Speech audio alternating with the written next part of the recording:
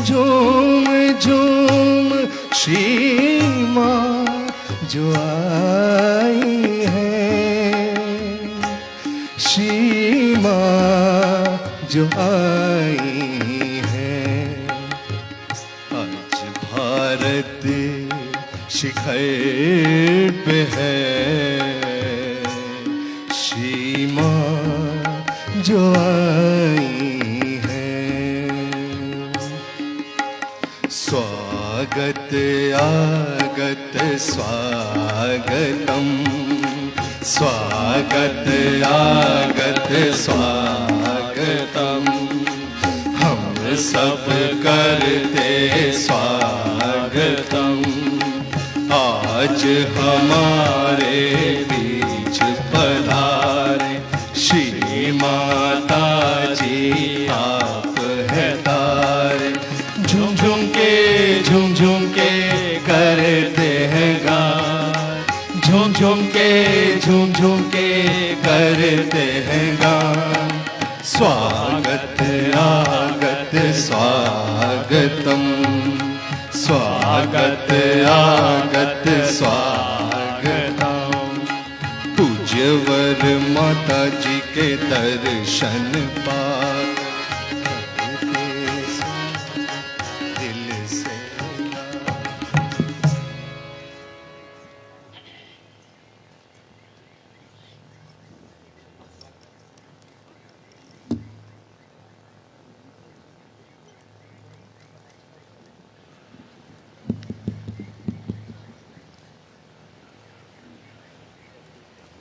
सहयोग केंद्र दिल्ली,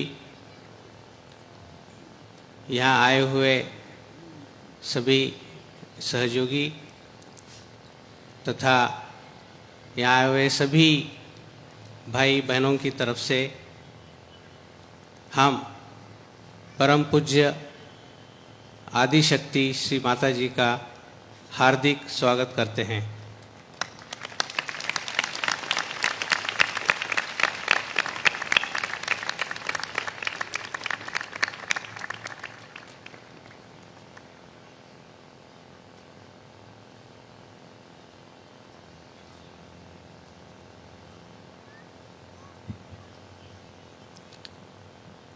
आपको आपकी जानकारी के लिए श्री माता जी का शेड्यूल 12 महीने 24 घंटे बिजी व्यस्त रहता है। सिर्फ हिंदुस्तान में ही नहीं बल्कि 75 देशों से ज़्यादा देशों में इनका कार्य लगातार चलता है। ऐसे बिजी शेड्यूल में से भी निकाल के हम सब दिल्ली वासियों के लिए श्री माता जी ने अपना समय हम सबको लिए दिया है। तो मुझे निवेदन है आप सभी को कि कृपया ऐसे सुवर्ण संधि का पूरा फायदा उठाइए। अभी मैं श्री माता जी, परम पूज्य श्री माता जी से प्रार्थना करता हूँ कि कृपया यहाँ आए हुए हम सभी को सहयोग का ज्ञान कृपया प्रदान कीजिए।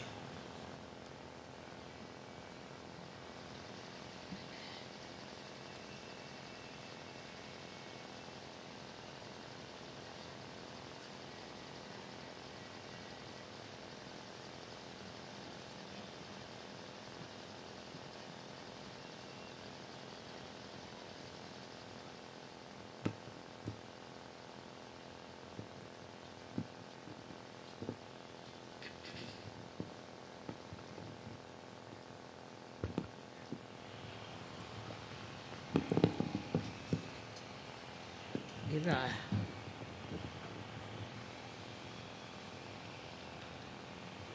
उधर खींच लो जरा मेरे ख्याल से।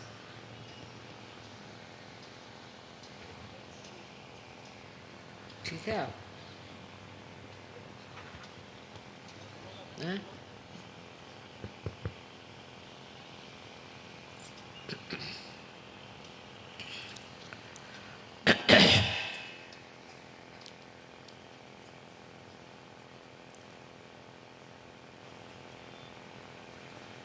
सत्य को खोजने वाले आप सभी साधकों को हमारा नमस्कार।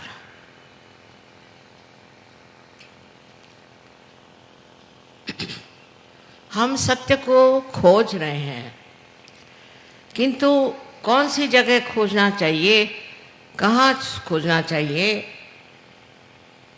कहाँ ये सत्य छिपा हुआ है, ये पहले समझ लेना चाहिए।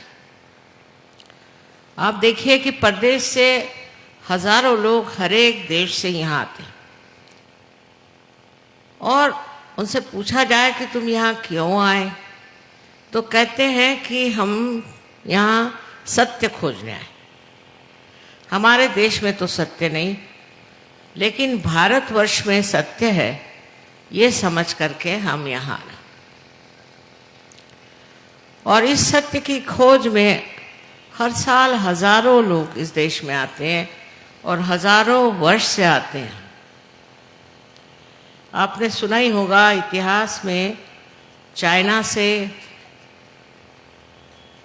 और भी दूर देशों से लोग यहाँ आते थे और उनको पता नहीं कैसे मालूम था कि इस देश में ही सत्य निहित है, छिपा हुआ है।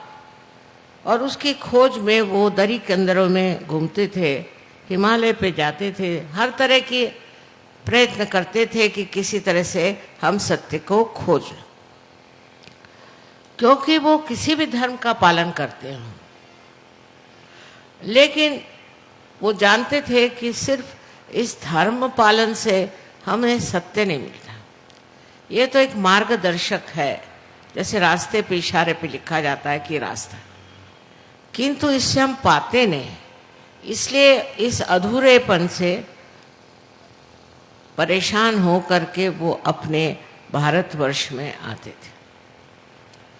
अब ये सत्य हमारे देश में था और है और अब भी है, और इस सत्य को पाना अत्यंत आवश्यक। अपने यहाँ की प्रणाली और प्रदेश की प्रणाली में बहुत अंतर है।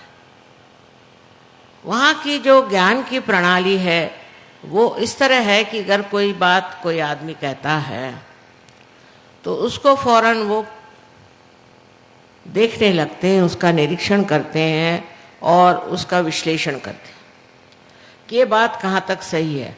ईसा मसीह ने भी अगर कोई बात कही तो उसका विश्लेषण हो जाता।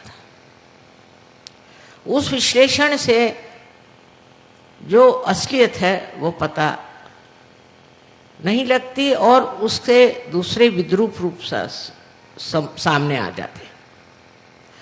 अब ये सोचना है कि अपनी देश की प्रणाली कैसी। एक तो इस देश में कोई तो विशेषता पवित्रता है कि यहाँ इतने ऋषि मुनि और इतने मनन करने वाले महान लोग हो गए हजारों वर्षों में, और वो बढ़ते बढ़ते 16वीं शताब्दी तक हम देखते हैं कि यहाँ गुरु नानक जैसे अनेक ऐसे साधु संत हो गए कि उन्होंने सत्य पे काफ़ी कुछ लिख दिया, काफ़ी कुछ कहा गया, समझाया गया। लेकिन हमारी जो प्रणाली है वो इस तरह की है कि जो ऐसे पहुँचे हुए पुरुषों ने लिखा है उसका हम वहाँ पर नहीं करते, उसको हम डिस्कस नहीं करते, उसको हम शास्त्रीय दृष्टि से नहीं देखना चाहते, क्योंकि वो पहुँचे हुए लोग हैं, वो ऊंची स्थिति पे हैं। वहाँ से उन्होंने अगर कोई बात कह दी तो उसको हम मान्य करके उस रास्ते पे चलते हैं।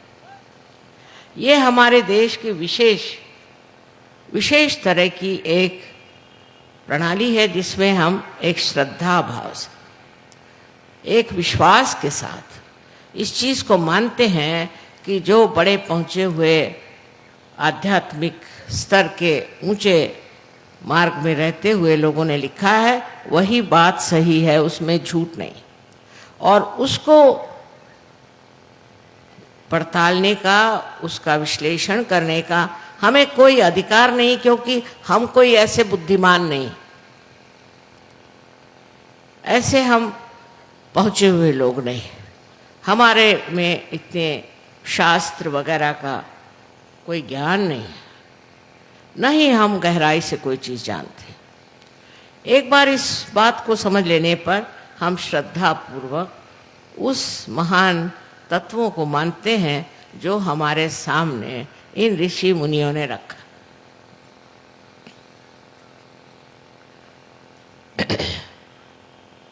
विदेश में भी मैंने देखा कि बड़े बड़े वहाँ पर सूफी लोग हो गए और उन्होंने बिल्कुल सहज की बातें करी, बिल्कुल सहज की ही बात करी, लेकिन उनको कोई मानता नहीं है। सूफियों को उनकी मान्यता बहुत ही थोड़ी सी, थोड़े से लोग उनको मानते हैं और सिर्फ उनकी कविता पढ़ के बड़ा मनोरंजन कर लेते हैं, पर उन्होंने जो कहा उस मार्ग पे नहीं चले।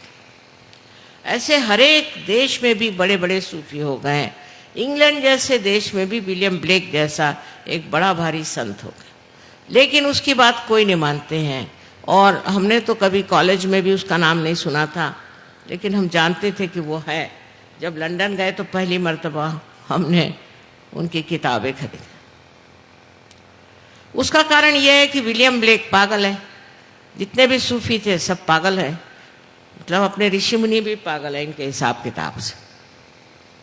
इस तरह की जो अहंकारिता परदेश में है वो इस देश में नहीं है, नहीं थी ऐसा कहें, क्योंकि अब तो हम बिल्कुल परदेशी हो रहे हैं। हमें अपने देश के बारे में कुछ मालूमात ही नहीं। हमारे स्कूलों में बच्चों को कुछ मालूम ही नहीं। किसी बच्चे से हमने पूछा कि तुम अजंता के बारे में कुछ जानते हो, तो कहना ये अजंता हिंदुस्तान में है कि बाहर है। अपने देश की जो संपत्ति है वो इतनी ज़्यादा, इतनी गहरी, इतनी अचल है कि उसको देखना, जानना हम हिंदुस्तानी अपना कर्तव्य ही नहीं समझते। यहाँ की संस्कृति के बारे में तो कुछ बता ही नहीं सकते। कितनों ने मुझसे कहा, खासकर हमारे जो परदेशी सहयोगी हैं, कि माँ आप एक किताब हिंदुस्तान की जो खासकर गहरी बातें हैं उस पर लिखो। सो मैंने कहा कौन सी गहरी बात है? कह लिया संस्कृति, भारतीय संस्कृति पर आप एक किताब लिखो। मैंने कहा ये तो महासागर, इस सागर में से मैं आपको क्या दे सकती हूँ? उसके लिए तो ग्रंथ पे ग्रंथ लिखने पड़ेंगे। एक छोटी सी बात हम सब हिंदुस्तानियों के लिए एक बताती हूँ मैं, मजाक की बात, कि एक फॉरेन लेडी थी, अम्बासडर की बीबी थी, वो हमारे पास है। सो गले में वो हार पहने हुए थे, तो मुझे कहले मेरे समझ में ये हिंदुस्तानी नहीं आते। मैंने कहा क्या हुआ? कहले मैं एक फूलों के दुकान में गई थी और उस दुकान में बड़ा सुंदर एक हार था, वो खरीद के मैंने पहन लिया। तो वो जो लड़की थी जिसने बेचा वो पेट पकड़ पकड़ के हंसने लगी और रास्ते में सब लोग मेरे ऊपर हंस रहे क्योंकि मैंने गले में हार पहन लिया। मैंने कहा अब इसको कैसे समझाएं? मैंने कहा भाई देखो, यहाँ कोई अगर आपका आदर करे तभी हार पहनाया जाता है। आप अपना ही आदर तो कर नहीं सकते, तो आप अगर खुद आदर करें अपना और हार पहन लें तो ये तो हिंदुस्तानी जो संस्कृति है उसके लिए एक बड़ी हास्यास्पद चीज़ है, इसे सबको हंसी आएगी।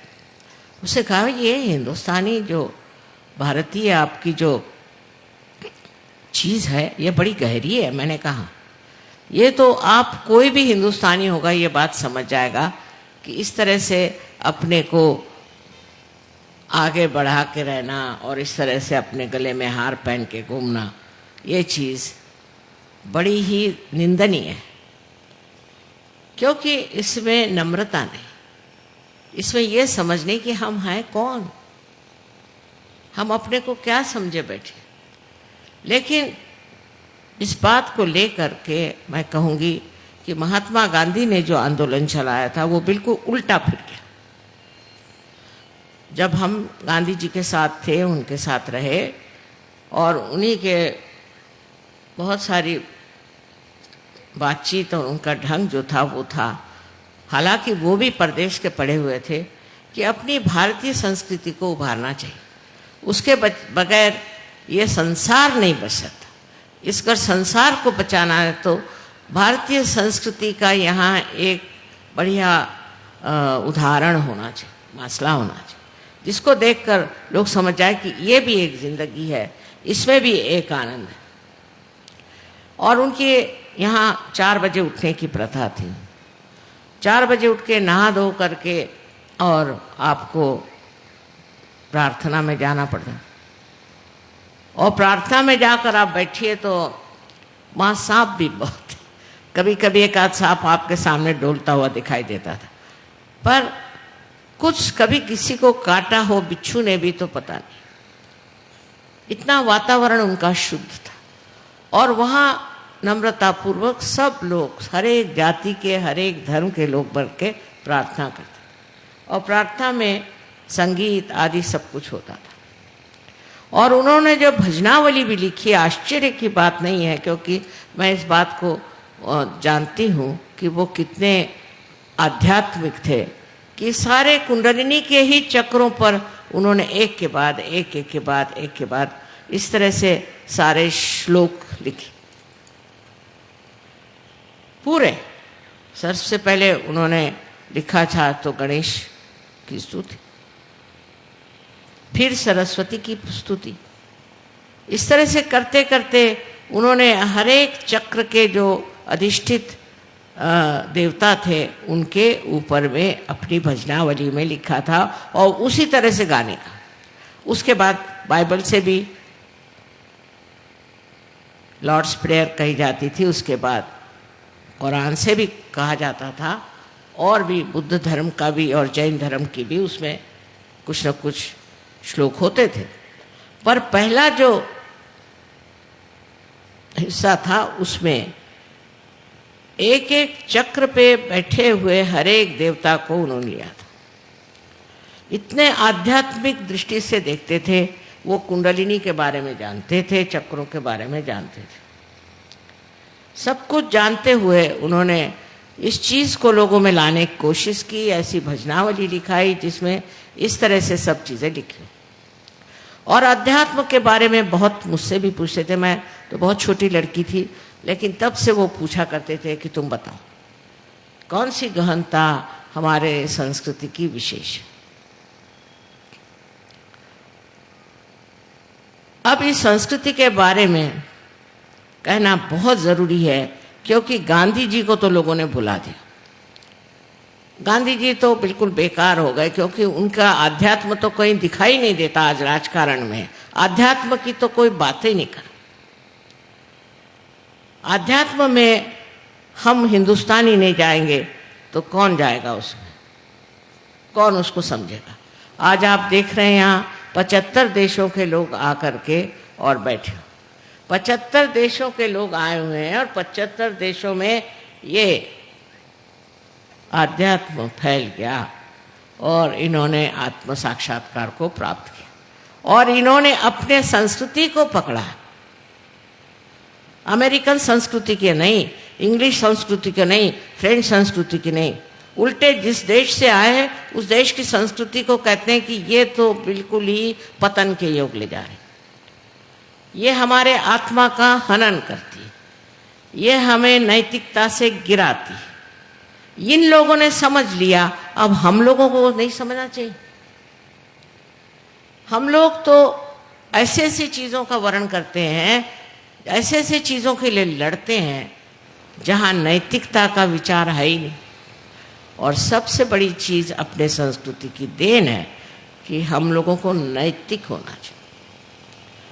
नैतिकता के अनेक नियम हैं, पर अपने देश में इस संस्कृति में सबको बिल्कुल पूरी तरह से स्वतंत्रता है, पूर्णतया स्वतंत्रता है कि आप स्वतंत्र हैं। चाहे आप नैतिक होना चाहे आप कुछ होना चाहे, हो जाइए, क्योंकि अंतिम स्थिति में आपको पूर्णतया स्वतंत्रता मिलती है। अब स्वतंत्र समझना चाहिए, स्व के तंत्र को जानना, यही स्वतंत्रता है। और स्व माने क्या? स्व माने आपका आत्मा। आत्मा को जानना ही स्वतंत्रता है। शिवाजी ने कहा था फ्यूचर के बारे में, भविष्य के बारे में, कि स्व का तंत्र जानो। पहली चीज स्व के तंत्र को जानना होगा, और वही सहयोग है जिससे आप स्व के तंत्र को जानते हैं। और इस स्व के तंत्र को जानने के लिए सबसे सहज मार्ग जो है वो है भारतीय संस्कृति। इसकी गहराई में आप उतर ही नहीं सकते, क्योंकि आप पता नहीं कहाँ से कहाँ फेंक दिए गए। एक तो गलती ये हुई कि ऐसे लोग हमारे ऊपर आ गए कि जिनको भारतीय संस्कृति के बारे में कुछ मालूमात ही नहीं, जिन्होंने गांधी जी को लपेट के बिठा दिया एक तरफ में, तुम बैठे रहो। और उन्होंने जो बातें सिखाना शुरू कर दी वो सारी भारतीय संस्कृति के विरोध में। जैसे मैं चित्तौड़गढ़ की हूँ, वहाँ आपने सुना होगा कि पद्मिनी ने जौहर किया। उन्होंने जौहर किया था औरतों की इज्जत और अब्रू, चैस्टिटी, ये सबसे बड़ी शक्ति है, ऐसा हम लोग मानते हैं अपने संस्कृति। जिस जगह औरतों की इज्जत और अब्रू हट जाती है वो जगह में राक्षस और ब्रह्म राक्षस और हर तरह के भूत आके रहते हैं। और ये बात आप साक्षात देख सकते हैं अमेरिका में हो रहा है।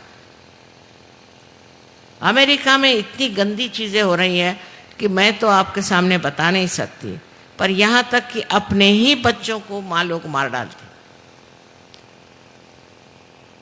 और इस कदर गंदगी वहाँ है, क्योंकि आप अभी वहाँ गए नहीं, बाहर के ढोल सुहाने होते हैं, कि वहाँ के लोगों में जरा सा भी भय नहीं है, परमात्मा का भय नहीं, परमात्मा की शक्ति का विश्वास तक है कि नहीं पता। सब कुछ पैसा, सब कुछ पैसा, किसी भी तरह से पैसा ले।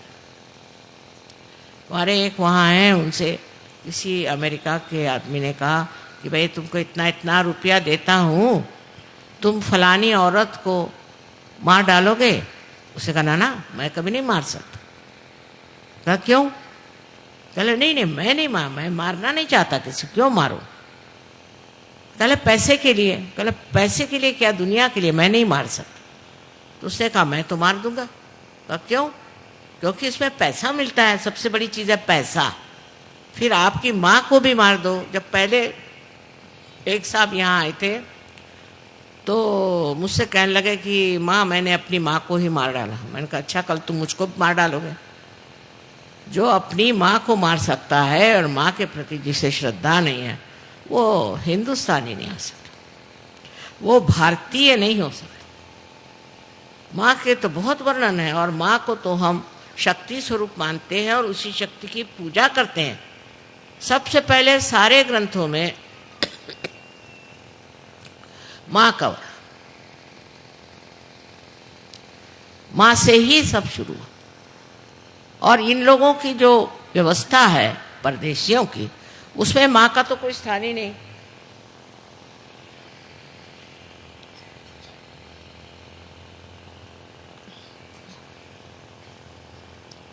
बहुत से देशों में तो देश का नाम भी बाप के नाम से, जैसे हम लोग भारत माता कहते हैं तो वो अपने देश को कहते हैं कि ये तो पुरुष है।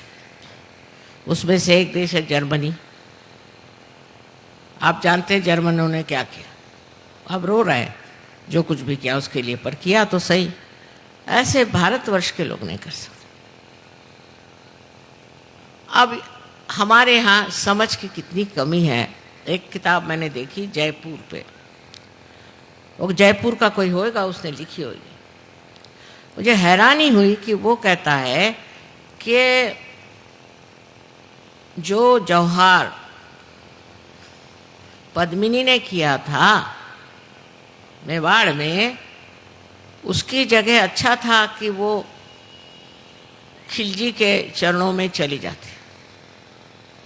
उसकी दासी हो जाती, तो ये झगड़ा ही ना खड़ा होता। 32,000 औरतों को जला दिया, ये कौन सा उन्होंने बड़ा काम किया। देखिए अकल की कहाँ पहुँचती है। उससे अच्छा था कि सबसे आप समझौता करते। अंग्रेज़ों से लड़ने की क्या ज़रूरत थी, उनसे समझौता करते। सबसे समझौता करके रहते तो अभी तक इतने लोग नहीं मरते। और जी कर करते क्या? इतने लोग अगर जीते भी तो करते क्या? क्या उनमें चीज़ें आज जी रहे ना हिंदुस्तानी, इतने कर क्या रहे? क्या ये प्राप्त करने वाले? पैसा पैसा पैसा इनकी भी खोपड़ी में घुस गया। और उसके लिए हम अपनी सारी जो मूल्य हैं उनको बेच डालें। उन सब मूल्यों को हम सत्यानाश कर दें जिसके सहारे हम जी रहे हैं। और आपको पता होना चाहिए कि सारी दुनिया आपकी तरफ आंख लगाए बैठी कि आप कौन से मूल्यों पे उठने वाले हैं, कौन से मूल्य से आप जगने वाले हैं। कोई भी आपको बेवकूफ़ बना दे, आप बेवकूफ़ बन जाते हैं। अंग्रेज़ों ने बेवकूफ़ बनाया, अब और बेवकूफ़ बनिए। अनैतिकता को फैलाना जिनका काम है वो भारतीय नहीं हो सकते,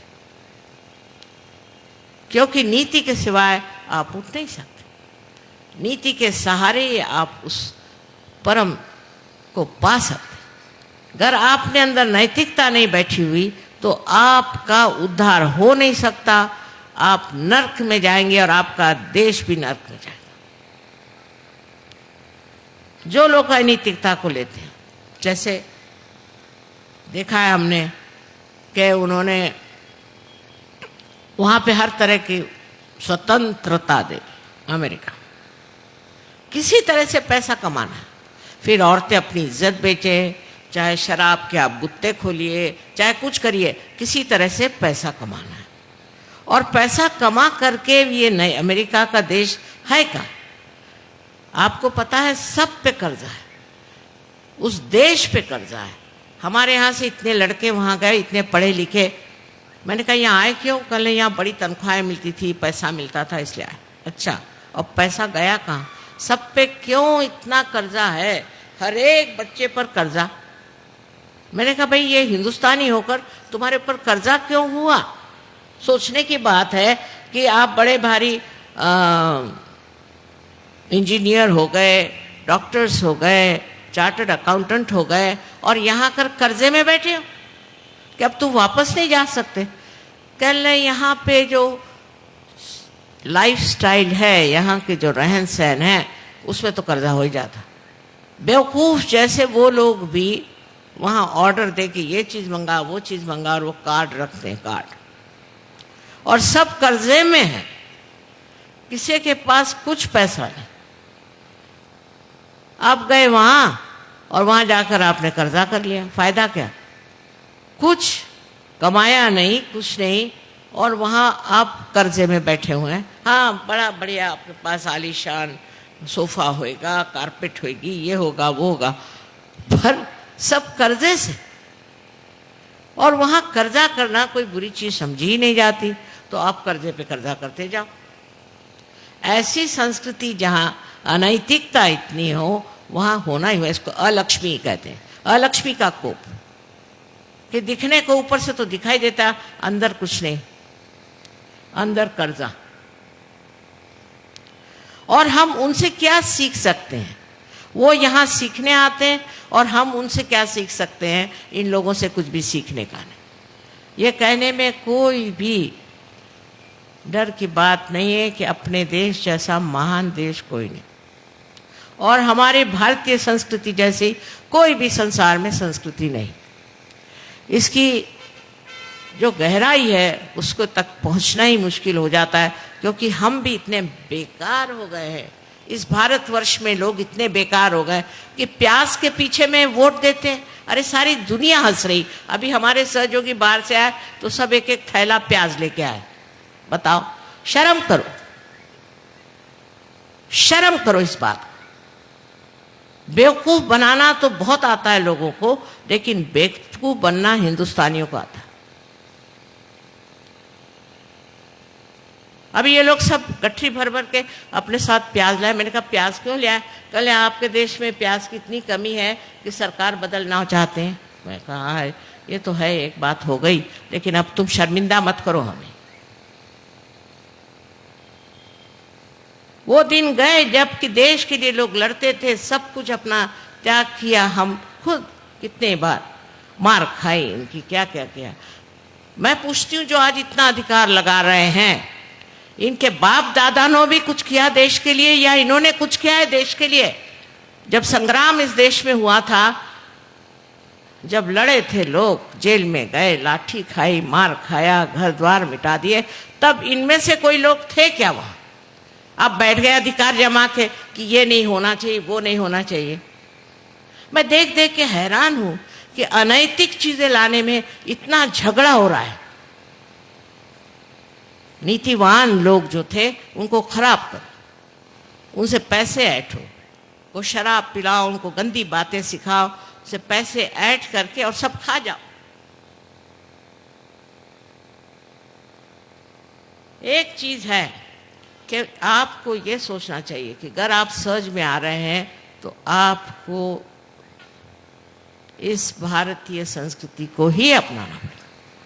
फिर आप कोई भी जाति के हो, कोई भी धर्म के हो, कोई भी आपका विचार, उसके सिवाय नहीं हो सकता। और सहज मार्ग क्या है वो भी एक समझने की बात है कि हम लोग श्रद्धापूर्वक किसी चीज को मानते, लेकिन अभी तक उसको पाया नहीं।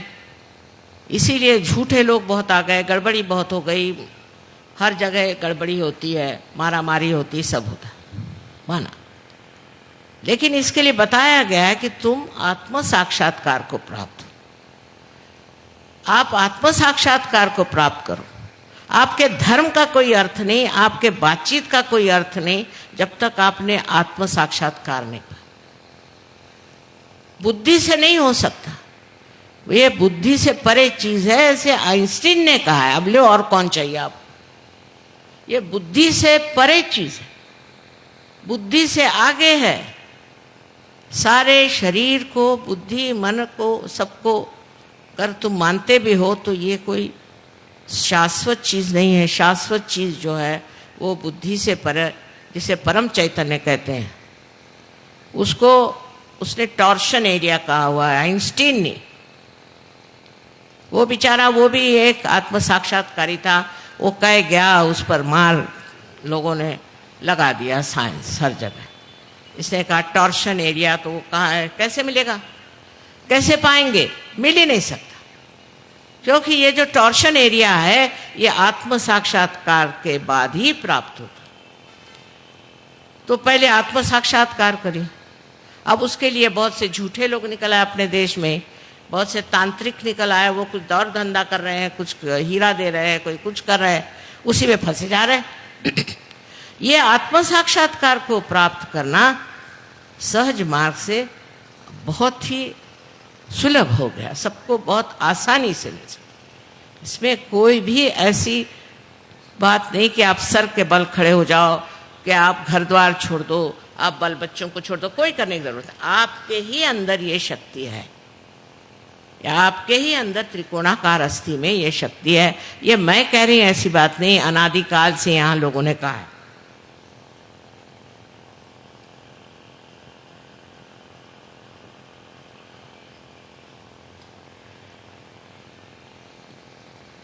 सिर्फ जो लोग कहते थे, मुझे आश्चर्य है कि हमारे यहाँ से इतने हजारों वर्ष पूर्व मच्छिंद्रनाथ, गोरखनाथ, ये लोग कहाँ पहुँचे? तो बोलीविया में पहुँचे, जो कि हम लोग जा नहीं सकते, वहाँ बड़ा मुश्किल है। यूक्रेन में गए, कुछ हिस्से में रशिया में भी गए, और वहां जाकर के उनको बताया कि आपके अंदर ये शक्ति है और ऐसे ऐसे चक्र है, ये है, सब वहां बताए। और हम उन्हीं के वंशज हैं, उन्हीं के हम बेटे हैं, बेटियां हैं, और हम क्या जानते हैं? कुछ भी नहीं जानते। वो बोलीविया के लोग सब जानते हैं, पर वो कह रहे इसकी जागृति हमें नहीं आती, इस कुंडलिनी की जागृति लेकिन हमें आती नहीं, बाकी हम सब जानते हैं। हम एक बार वहां गए और एकदम आग लग गई, जैसे हजारों लोग बोलीविया के पार हो। पर हमें तो वो ज्ञान भी नहीं और हम जानते भी नहीं, हमारे किताबों में इस मामले में कोई लिखता भी नहीं और न कोई बताता है।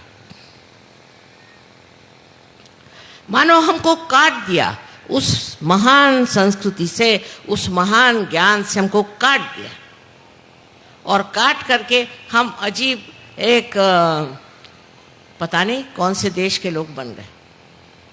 न तो अंग्रेज है, न धड़ी हिंदुस्तानी है, न धड़ी ये है, पता नहीं क्या बन गए हम लोग, हमें कुछ मालूमात ही नहीं। लोगों ने कहा अच्छा कुंडलिनी माने कुंडलिनी माने कुंडली की कुंडलिनी माने क्या, किसी को मालूमात ही नहीं है। सोचिए इसमें जो सागर भरा हुआ है इस देश में, सागर भरा। अभी एक साहब मेक्सिको से आए थे, वो यहाँ पर एम्बेसडर हैं, तो मैंने उनसे कहा कि आपके यहाँ जो है बहुत ज़्यादा भूत विद्या है। कहले अच्छा, मैंने कहा मैं तो गई थी, मैं जानती हूँ भूत विद्या बहुत है वहाँ। तो कहले वो साइकोलॉजी से चला जाएगा। मैंने आपकी साइकोलॉजी साइकाट्री जो है वे एक बच्चे जैसी, उसकी चाइल्ड साइंस, उसमें कुछ है ही नहीं। आपको जानना है तो मैं बताऊंगा कि ये भूत विद्या हमारे यहाँ जो साइकोलॉजी साइकाट्री है वो कितनी गहन, एक एक बातें उसके अंदर लिखी हुई है, और वो मैं समझाऊंगी तुमको। तो वो बेचारे बहुत ज्ञान पिपासु हैं, ज्ञान जानना चाहते हैं, लेकिन मेरे पास जब टाइम होगा तो बैठ कर उनको मैं समझाऊंगा। पर आप सोचिए कि आपके देश में इतना गहन यहाँ ज्ञान का भंडार पड़ा हुआ है, और आप कहाँ भाग रहे हैं, क्या कर रहे हैं आप लोग। जो देश आपके हिसाब से ऊंचे उठ गए, बड़े अग्रसर है, उनको जाके देखिए ना आप लोग। देखा नहीं, मैंने तो देखा है। वहां के लोग सुखी हैं क्या? अगर सुखी होते तो यहाँ क्यों आते? यहाँ आनंद को खोजने क्यों आते? वो तो ऐसी चीज है कि आज आपको एक छोटा सा घर चाहिए, फिर मोटर चाहिए, फिर फलाना चाहिए, फिर वो चाहिए, जो मिलता है उससे आप सुखी नहीं, उसके बाद दूसरी चीज चाहिए, उसके बाद तीसरी चीज चाहिए, तो उसके पीछे इतने भागने की जरूरत क्या? कोई समाधान नहीं, कोई संतोष नहीं। लेकिन सहज में ये सब मिल जाता है। सहज में आपको पूर्णतया समाधान और संतोष मिलता है।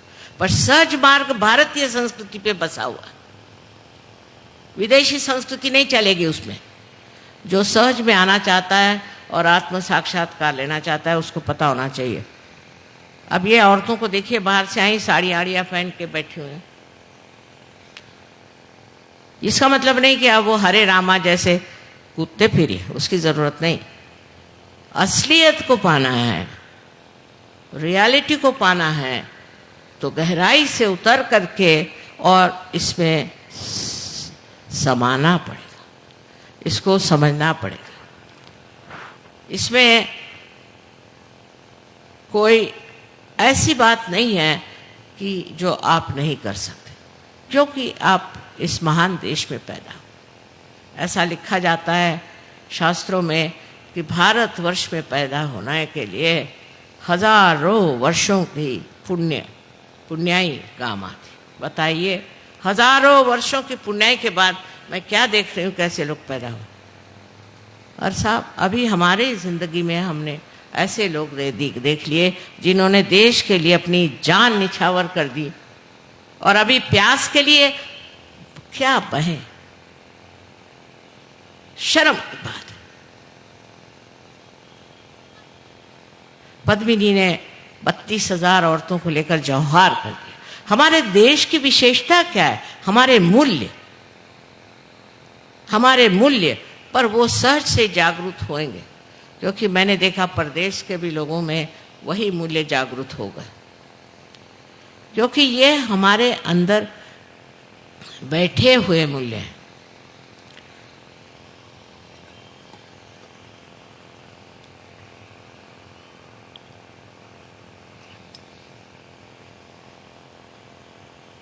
जो जगमगा रहे हैं अंदर, जो अंदर प्रज्वलित हैं, जो सूर्य के जैसे चमक रहे हैं, ये सब मूल्य हमारे अंदर, और फिर इस पृथ्वी तत्व का इतना महत्व है। लेकिन हमने अगर ढक दिया, अपने ही को ग्रहण लगा लिया, तो ये मूल्य आपको कैसे दिखाई देंगे, ये आपके समझ में कैसे आएंगे?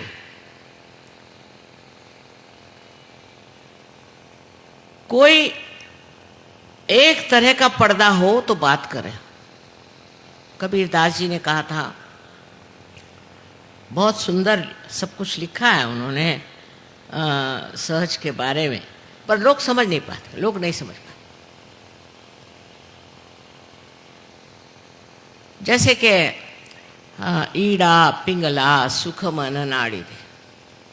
अब लोगों का ईड़ा पिंगला क्या है? ईड़ा पिंगला चीज क्या है? उनको नर्वस सिस्टम मालूम है, ऑटोनॉमस नर्वस सिस्टम मालूम है, पर यही ईड़ा पिंगला और सूक्ष्म सूक्ष्म नाड़ी जो है वो है, ये नहीं मालूम। उसके बारे में कुछ जानते ही नहीं। उन्होंने लिखा, सैया निकस गए मैं ना लड़ी थी। तो हमारे लखनऊ में लोग रहते हैं, उनको मैं कहती हूँ तुम लोग दिल फेंक बहादुर हो। तो वो सैया को सोचते हैं कि सैया माने उनका कोई तो भी लवर या कोई प्रेमी है, वो निकल गया, वो नहीं रोई। मैंने कहा, कबीर को ये सबसे करना क्या है? वो क्या रोमांटिक थे क्या? उन्होंने ये कहा कि मेरी जिंदगी निकल गई, मैं मृतप्राय हो गया, तो भी मैं उससे लड़ा नहीं, मृत्यु के साथ मैं लड़ा नहीं। तो वो आप सोचिए कि विपर्यास हमने कितना कर दिया, कितना उसको बदल दिया, परवर्ट कर दिया, कि जैसे सुरती चढ़े कमान। ये कुंडलिनी को सुरती कहने वाले कबीर को हमने सुरती को, बिहार में सुरती कहते हैं तंबाकू को। बिहार का जो हाल है सो देखिए, एक एक बिहार में महान लोग हो गए, बुद्ध हो गए, महावीर हो गए एक तरह से, और मेरे ख्याल से गुरु गोविंद साहब का भी वहाँ मैंने वहाँ देखा है। इस तरह से अनेक वहाँ पीर हो गए, कितने लोग हो गए उस बिहार में। जैसे कि एक सरोवर में कमल उग जाए, अनेक कमल उग गए। अब उन्हीं का नाम ले करके लोग कहें कि साहब हमारे देश में तो ये कमल हुए थे, हमारे देश में वो कमल होते। आप तो कीड़े हैं अब भी उसी में, आप क्या बात कर। आपको कमल होना है तो सहज में उतरो। सहज में उतरना कठिन नहीं है, सहज, पर सहज में रहना कठिन। आदमी को जो आदत हो गई इधर से खाना खाने की, वो ऐसे सादा खाना नहीं खा सकता। सहज में आप पार हो जाएंगे, आत्म साक्षात्कार आप प्राप्त कर लेंगे, इसमें कोई शंका नहीं। विशेष करके खास करके आप अगर भारतीय हैं तो सर आंखों पर, चाहे आप कोई भी जाति के, मुसलमान हिंदू कोई हो, आपका फर्क नहीं पड़ता। लेकिन इस आत्मा को प्राप्त करने के बाद उसमें जमना पड़ता है। जैसे बीज है वो प्रस्फुटित हुआ और उसमें से अंकुर निकल भी आया हो तो भी उस अंकुर को वृक्ष होना पड़ता है। वही हम लोग मार खा जाते क्योंकि चारों तरफ वातावरण ही खराब है। सिर्फ हम लोग वातावरण उसको सोचते हैं कि जो गैसी है, जैसे गैसेस निकल रही है, नहीं नहीं, विचार से भी वातावरण बहुत खराब होता है। इसकी भी प्रक्रिया बहुत खराब है। चारों तरफ से विचारों का आंदोलन जो चलते रहता है। खासकर हमारे अखबार वाले जो हैं वो तो एक कमाल के लोग हैं। पता नहीं कौन से देश के रहने वाले, मुझे तो भारतीय नहीं लगते। उनमें से किसी को भी भारतीय संस्कृति के बारे में कुछ मालूमात नहीं। बहुतों ने कहा कि माँ हम आपका एक सेमिनार या कुछ भी कहिए करने वाले हैं जिसमें सब हमारे अखबार वाले आएंगे। मैंने कहा ना ना ना ना ना ना, मुझे उनसे बात नहीं करनी, उनके बस का नहीं। तो उनके बस का नहीं। रात दिन इससे उसको लड़ाओ, उससे उसको लड़ाओ, इससे झगड़ा करो, उससे झगड़ा करो, इसके सिवा और वो कुछ नहीं करते। पर अभी 30 देशों से यहाँ आए थे, 30 देशों से यहाँ आए थे लोग, जर्नलिस्ट आए थे, और उन्होंने कहा कि माँ हम चाहते हैं आपकी एक मीटिंग हो। और आश्चर्य की बात है कि 30 देश के जितने भी वहाँ से आए हुए थे सबके सब पार हो गए, सबको आत्म साक्षात्कार मिल गया और सबके हाथ में ठंडक आने लगा। लेकिन जिनका दिमाग चालाकी में चलता है, जो लोग चालाकी करते हैं, इधर से उधर झूठी बातें बनाते घुमाते हैं, ऐसे चालाक लोगों को सहयोग नहीं कुछ कर सकते। सहयोग चालाकों के लिए नहीं है, उसी तरह से मूर्खों के लिए भी नहीं। जो आदमी चाहता है हृदय से कि हमें आत्म साक्षात्कार हो, वही प्राप्त कर सकता। फिर उसके बाद जिंदगी बदल जाती है, उसके बाद मजा आने लगता है, उसके बाद अनेक तरह के आशीर्वाद आप पे आते हैं और आप जानते हैं कि परमात्मा आपको देख रहा है, आपकी हर एक गतिविधि को संभाल रहा है, आपके हर एक मूवमेंट को संभाल रहा है, आपके साथ हर जगह खड़ा। नहीं तो लोग कहते हैं हम तो रोज मंदिरों में जाते थे और इतनी हमने पूजा करी, शिव जी हम पे खुश नहीं हुए, फलाना नहीं हुआ, ठिकाना नहीं हुआ, सबकी शिकायतें हैं। अरे पर तुम्हारा तो संबंध ही नहीं हुआ उनसे।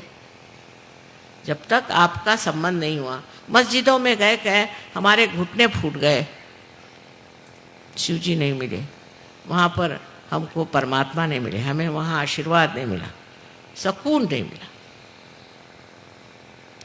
कैसे मिलेगा? क्योंकि वहाँ तुम्हारा कोई संबंध नहीं। कुरान को भी किसी ने पढ़ा नहीं है मेरे ख्याल से ठीक ठाक से। अगर पढ़े तो समझ में आएगा कि सारा सहयोगी वर्णित है उसमें।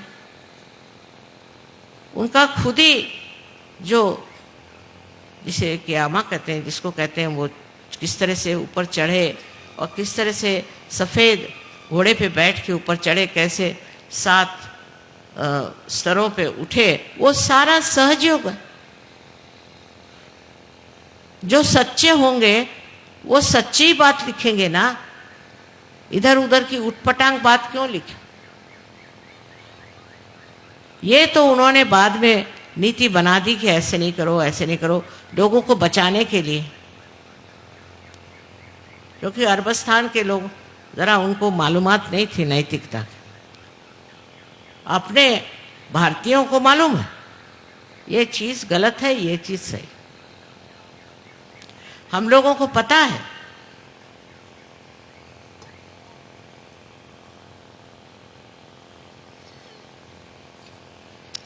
एक लड़का अंग्रेजी पढ़ने गया था कैम्ब्रिज में, उसने बताया, मुझे बड़ी हैरानी होती है कि ये लोग हर एक चीज को सोचते हैं कि एक बड़ा भारी आवाहन है, चैलेंज है।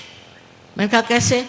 मुझे कहने लगे कि तुम ड्रग क्यों नहीं लेते? उनका मुझे नहीं लेना ड्रग, हमारे नीति में नहीं बैठते। कल ये कहाँ की नीति निकाल रहे हो? ड्रग लो, हम लोग सब ड्रग लेते, तुम भी ड्रग लो। ये तो तुम्हारे लिए चैलेंज है, तुम्हारी नीति के लिए चैलेंज है। उसने कहा मुझे नहीं ऐसा चैलेंज फैलेंज चाहिए। तो कहले माँ ये लोग तो सोचते हैं कि शराब पीना एक चैलेंज है, ड्रग लेना एक चैलेंज है, एड्स होना भी चैलेंज है। अच्छा, नर्क जाना भी एक चैलेंज है इनके हिसाब से।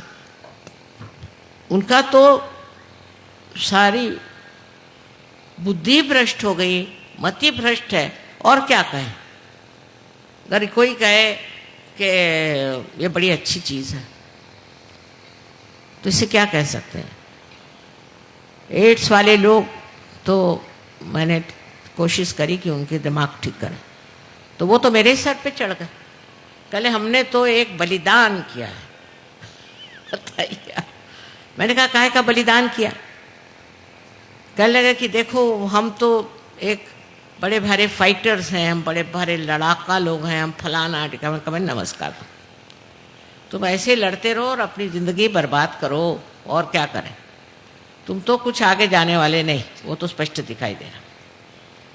तो इस तरह के वहाँ पर लोगों की प्रवृत्ति, कोई भी गलत काम करना एक चैलेंज। और हिंदुस्तानियों को सोचते हैं कि ये डरपोक हैं भारतीय लोग, बिल्कुल बेकार। और अब तो कमाल जो हो गई हम लोगों की, वो प्यास के मारे ऐसी शर्म लगती है मुझे कि अरे ये क्या इन लोगों ने हमारी दशा कर दी कि बिल्कुल ही हम लोग गए बीते बिल्कुल बेकार लोग हो गए।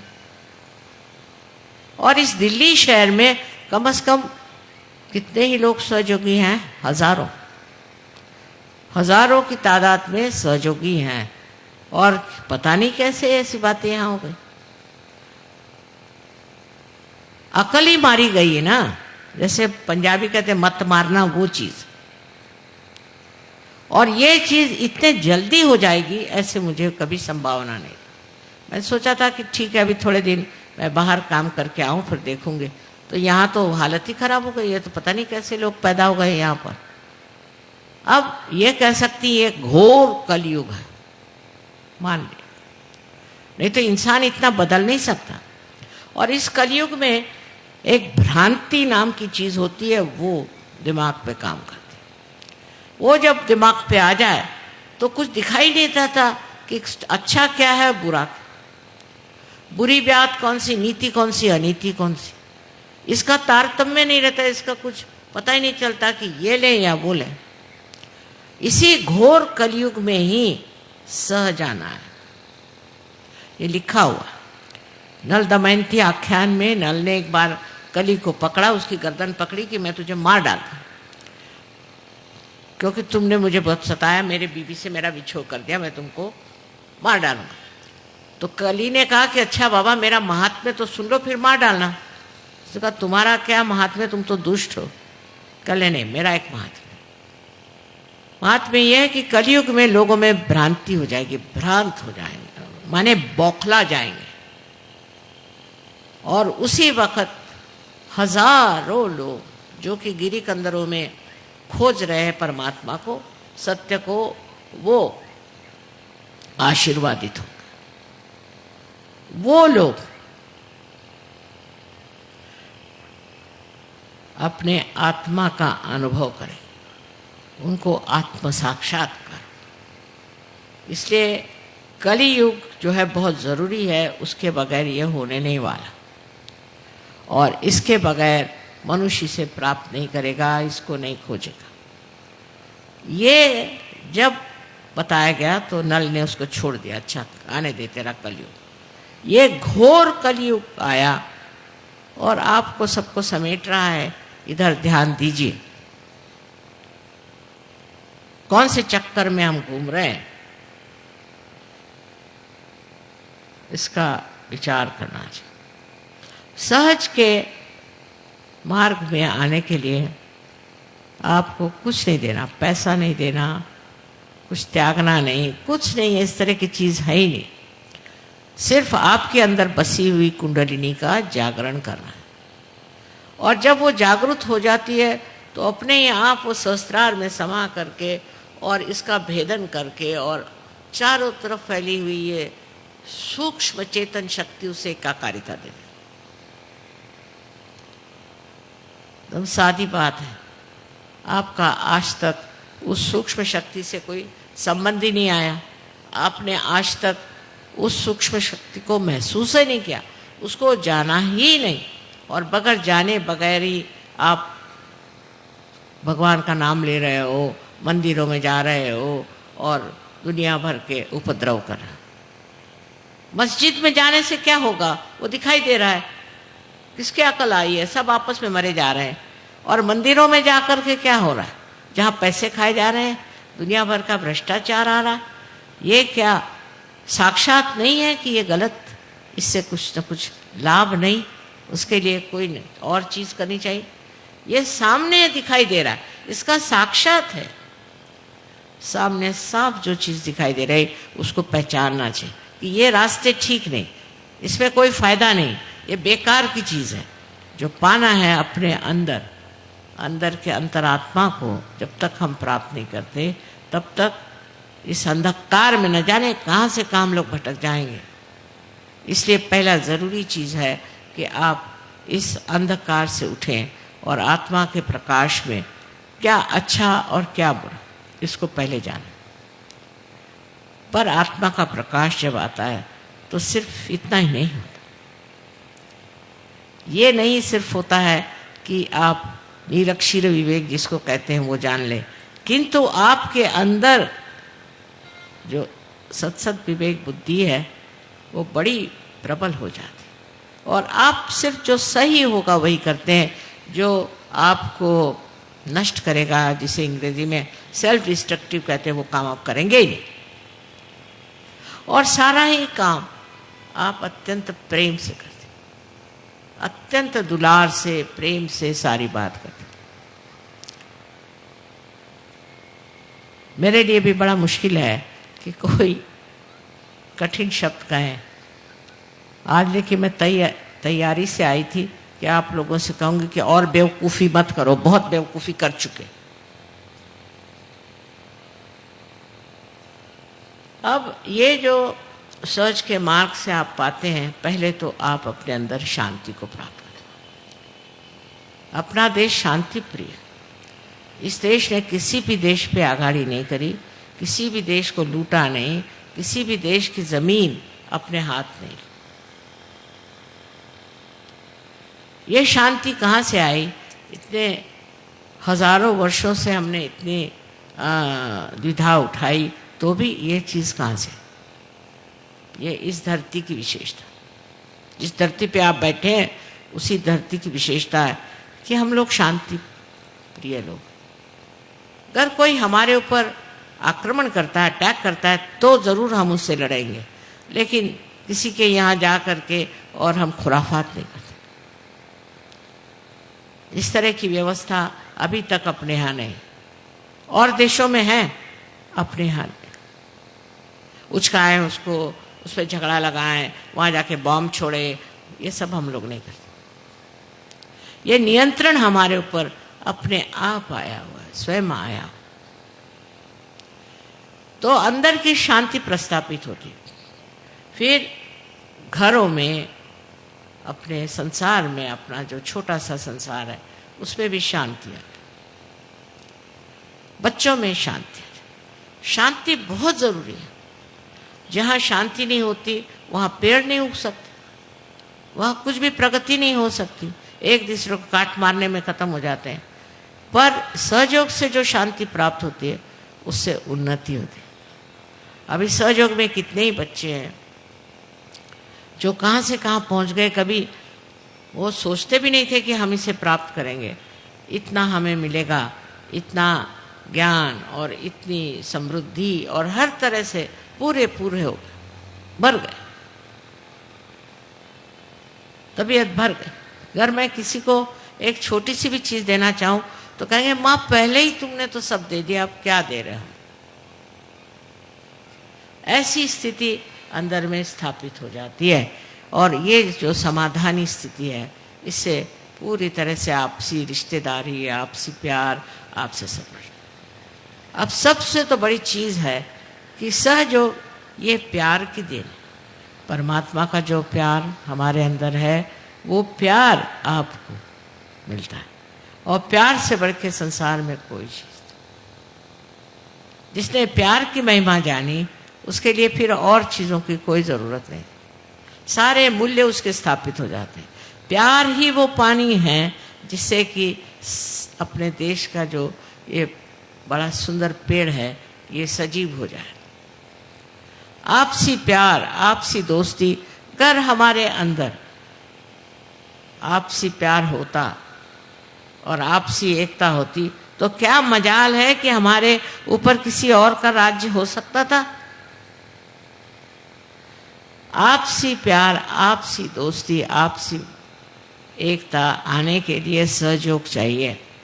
इससे कलेक्टिव कॉन्शियसनेस, जिसे हम कहते हैं सामूहिक चेतना, स्थापित होती। दूसरा कौन है? सब एक जीव हो जाते।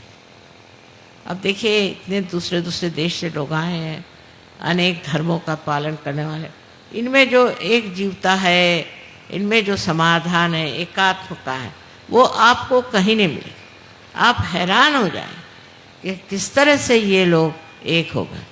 आप और किसी गुरु के वहाँ जाके देखिए, ये चीज़ आपको नहीं मिलेगी। आपस में लड़ेंगे, गुरु से लड़ेंगे, पूरे समय लड़ते रहेंगे। लेकिन जब आप सहज में अपने को प्राप्त करते हैं तो ये जानते हैं कि हम भी उसी समुद्र के एक बिंदु हैं जिसमें सब एकाकारी था। समुद्र के आंदोलन से हम उठते हैं, गिरते हैं, चढ़ते हैं। ऐसी सुंदर स्थिति, ऐसी सुंदर समाज व्यवस्था अपने आप घटित हो रही है और इस हिंदुस्तान में होगी। जो गलत लोग घुस आए हैं और अपने को बड़े अधिकारी समझते हैं, इन्होंने कोई त्याग किए नहीं, इन्होंने देश के लिए कोई संग्राम किया नहीं, मुफ्त में आके कुर्सी पे बैठ गए। इसलिए अपने देश के प्रति भक्ति होना ये बहुत आवश्यक है। महज इसलिए नहीं कि ये हमारा देश है, हमारा जन्म हो, क्योंकि ये बड़ा महान देश है। इसकी महानता मैं तो वर्णन नहीं कर सकती। कभी अगर मेरे पास समय मिला तो मैं थोड़ा बहुत लिखना चाहती हूँ कि ये देश कितना महान है। इसको जानने के लिए, समझने के लिए आप लोगों में भी सहज की कुछ न कुछ प्रकृति आनी चाहिए, तब आप समझ पाएंगे कि इस देश में कितनी कितनी गहन बातें हमारे लिए हो गए, हमारा इतिहास हो गया, कैसी कैसी चीज़ें। देशभक्ति ये बहुत आवश्यक चीज़ है।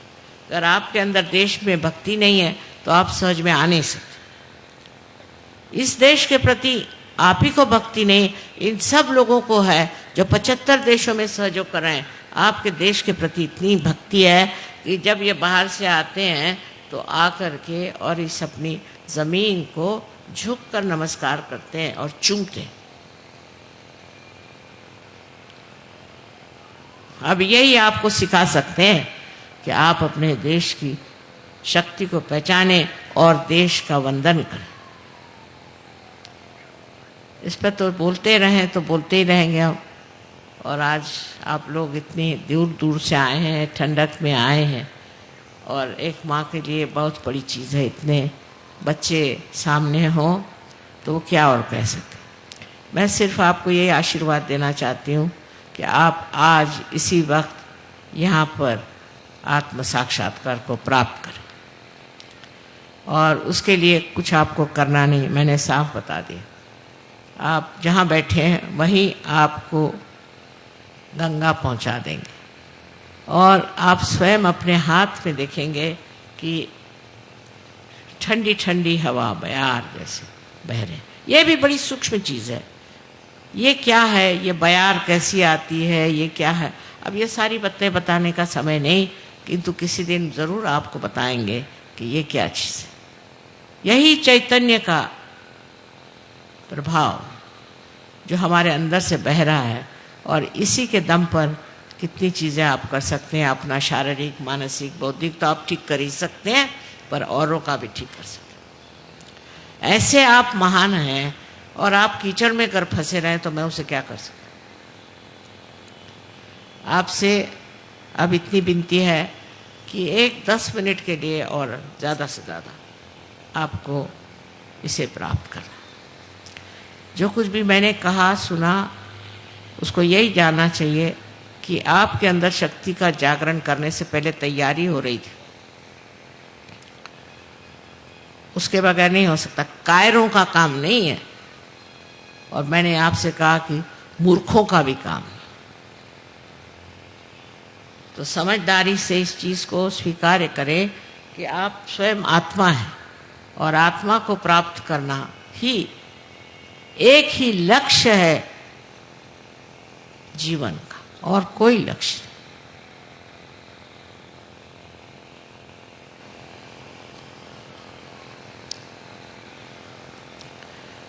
अच्छा, अब इसके बाद सिर्फ इतना कहना है कि आपने अगर जूते वूते पहने हो तो उसको हटा के रख दें, जिससे ये कि ये आपकी, मैंने पहले कहा कि ये भारत माता के पता नहीं कितने ऋषि मुनियों ने पवित्र की हुई जगह है ये, और इस जगह का जो पुण्य प्रताप है उससे आप क्या क्या प्राप्त करेंगे ये देखना।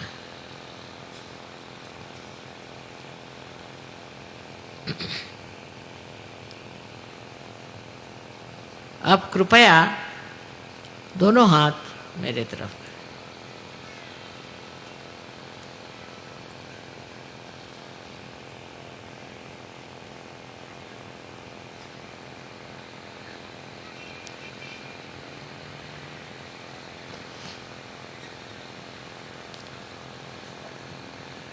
अब ये हाथ मेरी ओर करें और ये हाथ राइट हैंड आपके तालू के ऊपर, जो कि एक पहले स्निग्ध हड्डी थी यहाँ बचपन में, उसके ऊपर ये हाथ कर।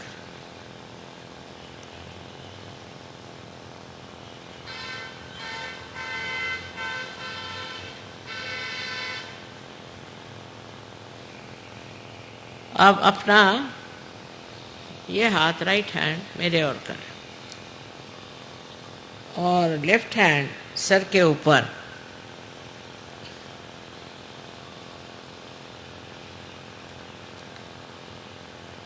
फिर से तालू पर ऊपर रखे अधांतर में, माने उसके ऊपर नहीं रखना, अधांतर में। देखिए अब इसमें से कोई ठंडी ठंडी या गरम हवा आ रही है क्या, बयार आ रही क्या, ऐसे देखिए। किसी किसी को बहुत ऊपर तक आती है, किसी को सामने आती, पीछे आती। जरा हाथ ऊपर घुमा के देखें। अब लेफ्ट हैंड मेरी तरफ करें और राइट हैंड फिर सर पे रखें और देखें कि ठंडी ठंडी हवा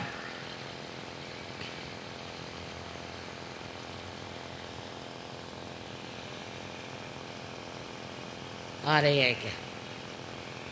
हो सकता है गर्म आ रही हो, क्योंकि आपको सबको माफ करना है। आप सबको माफ कर दीजिए। अगर आप माफ नहीं करते हैं तो गरम गरम हवा आएगी, और माफ नहीं करते तो करते क्या हैं आप, कुछ भी नहीं, अपने को सता रहे हैं। इसलिए सबको माफ कर दीजिए तो ठंडी ठंडी हवा आएगी। अपने को भी माफ कर दें। मैंने ये पाप किया, मैंने वो पाप किया, मत सोचिए। अपने को भी माफ कर दीजिए, पूरी तरह से माफ करें।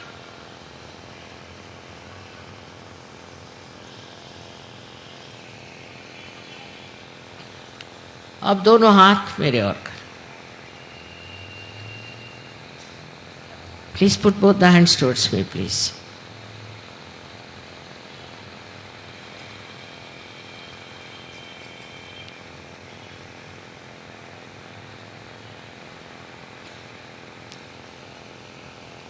अब जिन लोगों के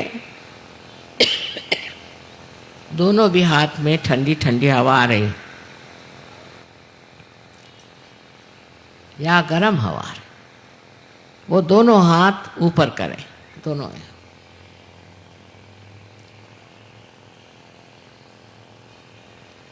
यहां से वहां तक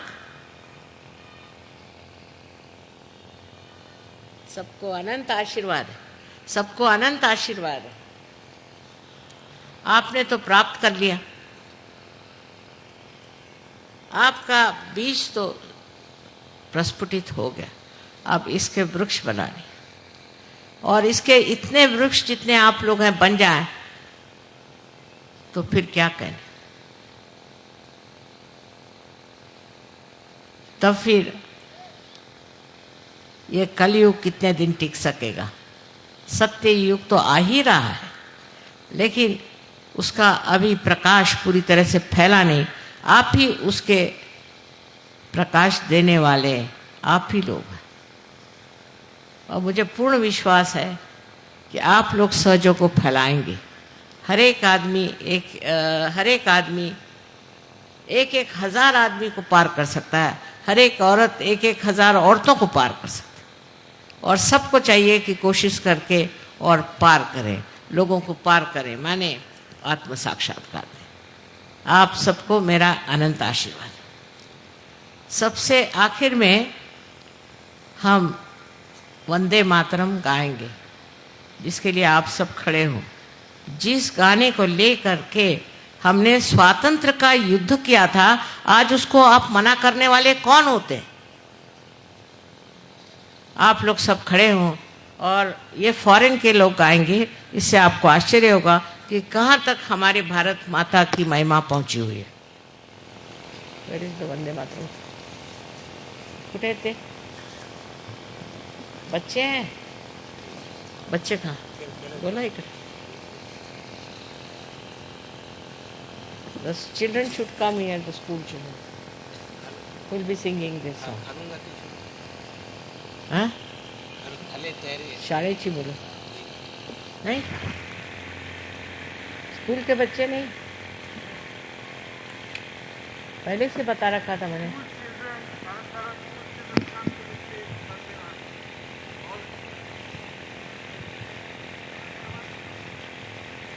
उनकी ट्यून अलग है, इनकी ट्यून बातें साइंस होती है। धर्मशाला school children should come to the stage and sing Vande Mataram. मला सांगितलं होतं की शाळेतली मुलं म्हणतील, त्याला काहीतरी परिणाम आहे।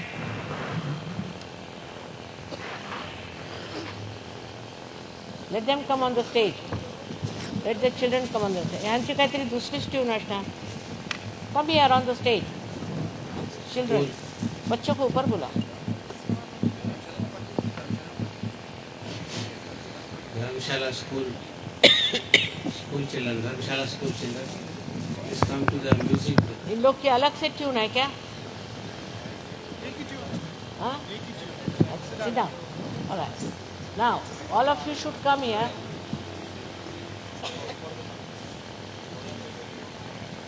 इनके साथ हारमोनियम कौन बजाएगा? Go little ahead. All right. Harmonium लाइए और तबला लाइए। यानी नंतर म्हणा।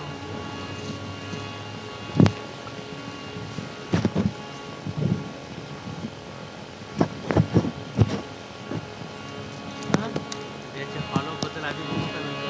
त्याचे फॉलो प्रोग्राम बद्दल आधी सांगू का नाही? फॉलो प्रोग्राम सांगू का?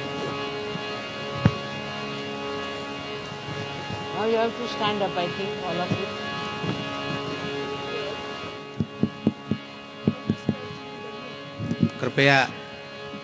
कृपया इधर ध्यान दें।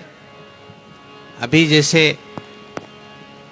आपको आत्म साक्षात्कार आपने पाया, अभी ये वृक्ष अंकुरित हुआ है, तो इसको बढ़ाने के लिए, इसको स्थायित्व प्रदान करने के लिए और सहयोग के अधिक जानकारी के लिए हमने फॉलो प्रोग्राम रखा है।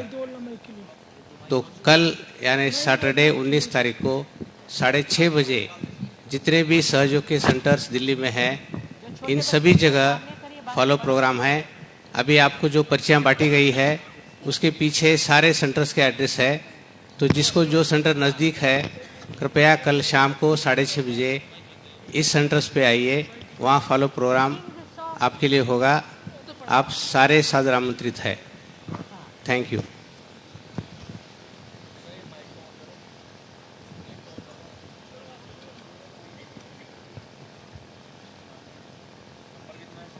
सब छोटे छोटे बच्चों को आगे कर दिया वो है। और there's somebody standing behind.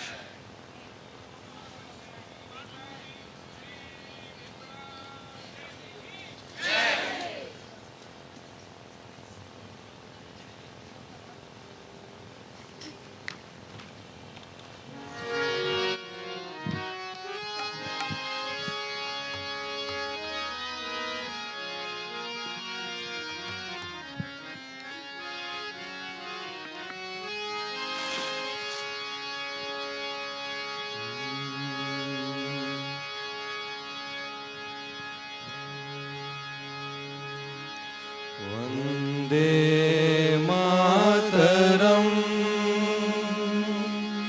Vande Mataram Sujalam सुफलाम मलयज शीतलाम सस्यश्यामलां मातरं वन्दे मातरं शुभ्रज्योत्स्ना पुलकितयामिनी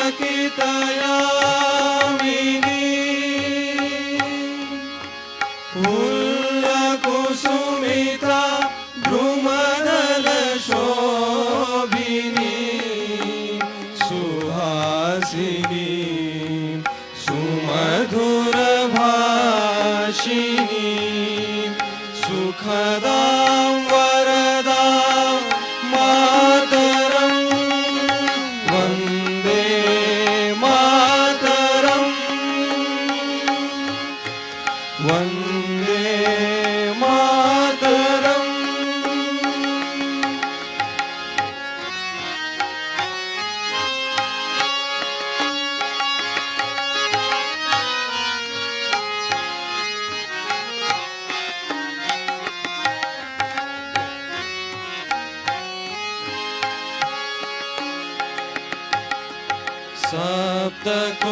सप्तकोटिकण्ठ कलकलनिनाद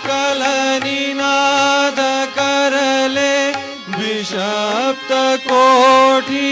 भुजैघृत खर करवाले अबला केन तो बोले बहुबलधारिणी नमामि तारिणी रिपुदलवारिणी मातरं वन्दे मातरं वन्दे मातरम्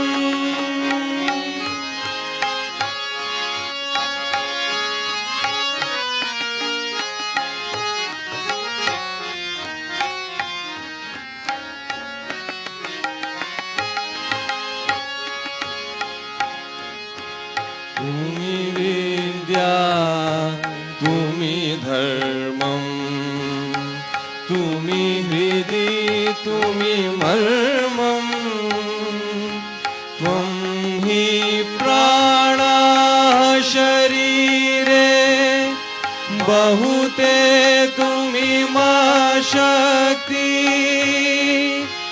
हृदये तुमि मा भक्ति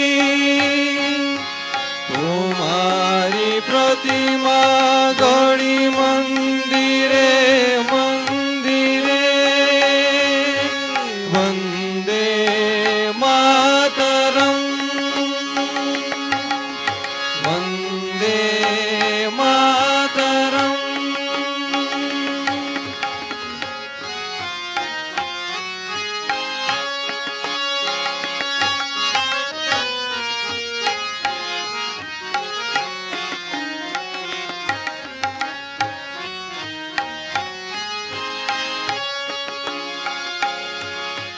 त्वं हि दुर्गा दश प्रहरण धारिणी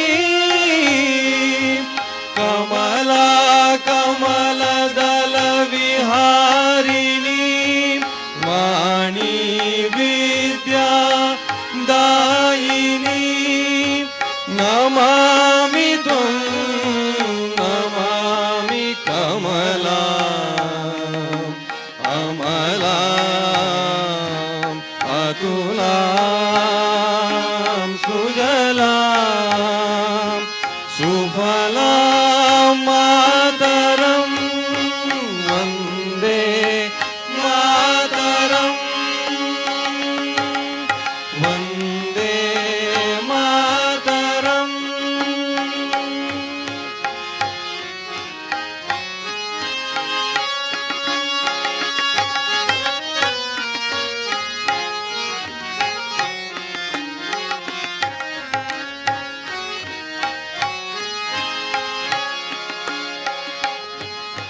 श्यामलां सरलां सुष्मितां भूषितां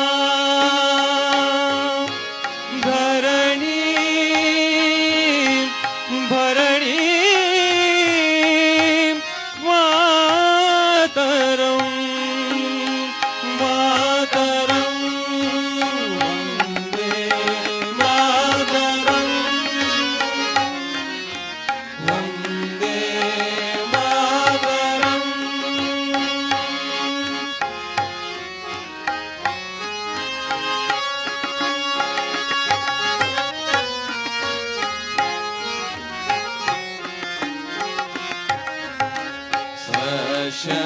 श्यामलां मातरं वन्दे मातरं वन्दे मातरं वन्दे मातरं वन्दे